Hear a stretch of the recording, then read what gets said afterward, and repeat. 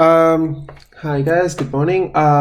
So what I'm trying to do is like I'm trying to create tweet nodes and source nodes and hashtags and uses. Okay, links, domain. I'll come to this later on. So the point is like okay. The task was to create, so I was being provided with uncleansed Twitter data set, and then I'm trying to clean that into a clean data sets. Okay, because the unclean data set contains unwanted objects like object ID and number long. So the Python script, what it basically does is it inputs the 10k data set and it outputs the clean data set, which is then imported or being pushed into the GitHub repository, which I have made as a public domain. The reason is because the graph database that I'm trying to use is the Neo4j, and it has got a library called Epoch, which is a plugin. So in order to use that plugin, I have to make sure that the database exists in a public domain, and so they can basically access. So these 12, that's technically 12. So I basically copied and pasted into before running, like demonstrating in this video. So what this basically 12 queries, I'll share that in the GitHub repository at the end of this video. So what it basically does is, okay, it basically creates a tweet nodes. Okay, tweet nodes. A tweet node could be a shared or a post. It being categorized under the verb category object or property. Okay, because each tweet object has got properties, and one of the properties was object. Verb, and it has got share and post. Share is basically a retweet. Let's say Alice posted the original post, which is categorized under post, and if Bob reposts Alice's post, that's going to be categorized as share. Okay, so the tweet nodes are basically created, and retweet nodes also been created. Okay, and then what happens is, right, so retweet, okay, it's also be a retweet also been created. So retweet is basically points to the original tweet nodes. Okay, and that's the main goal of here, as you can see. And again, so and then hashtags are created, so it has got a relationship with the original tweet as tags, and then users, which has got a relationship with the tweet node as post, and the tweet has got a relationship with the user as mentions, and so forth. As user source has got a relationship with the tweet has got a relationship with the source as using. Okay, because when I say that word, wherever the direction is being pointed, the arrow, this has got a relationship with that. Okay, so that's what I'm trying to say.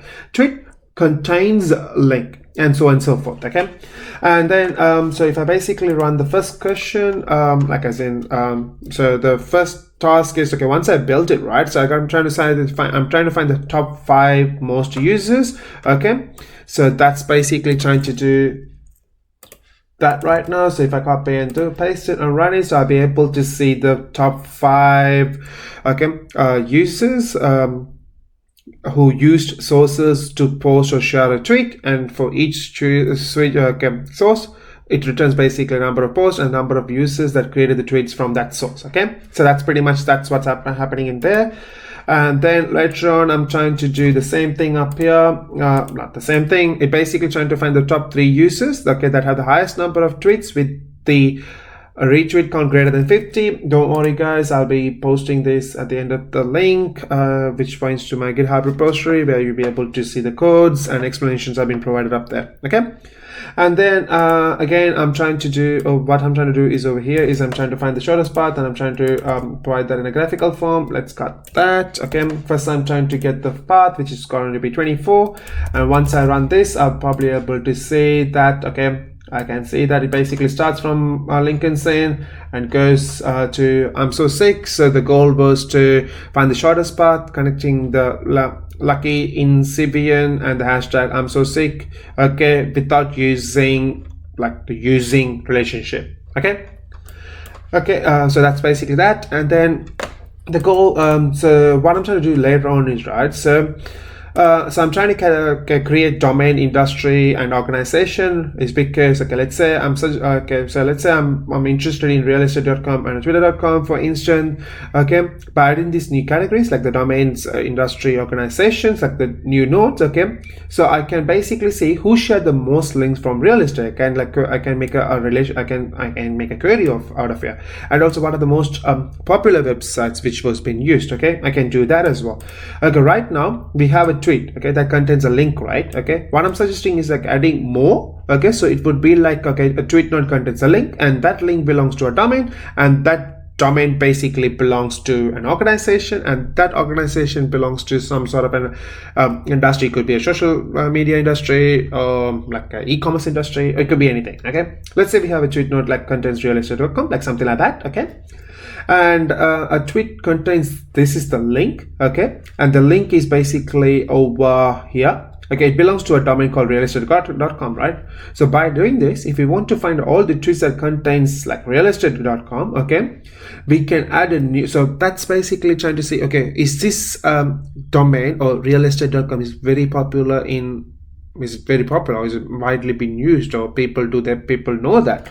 Okay, so something like that. Okay, we can do marketing out of that. Okay, for instance, when we add a new tweet into a database, we could also check that link it contains, right? So you can find out the domain of that link, like realestate.com, and you can also find out the domain to the database if it isn't already there.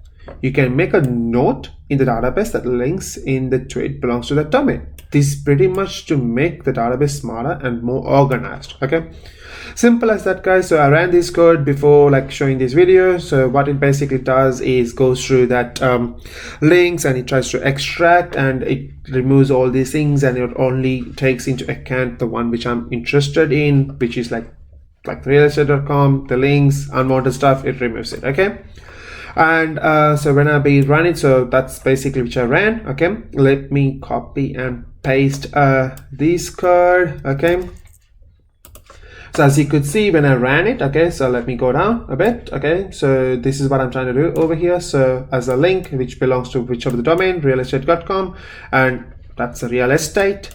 Okay, and industry is basically, I think it's real estate industry. Okay, yeah.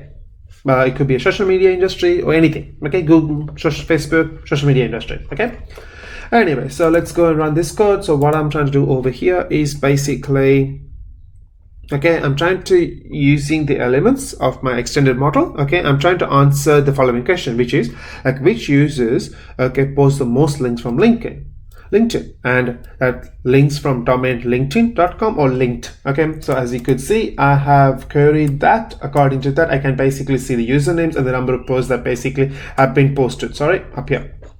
Okay, and that's basically the goal. And then the last question, or last extended model, is what I'm been showing here.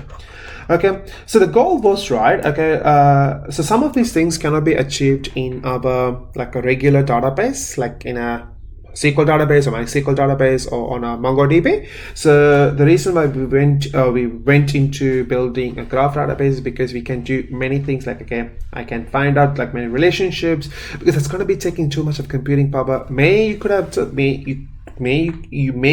could do it, but it takes a lot of computing. Whereas graph is basically, it takes a totally different approach to query these data. Okay, anyways, guys, I have provided all these things in my GitHub repository, and you'll be able to extract the code and play around with it. And I'm basically using like Neo4j, like online version, where you always can install a local version and run it as well. Okay, yeah, thank you, guys. Yeah, bye.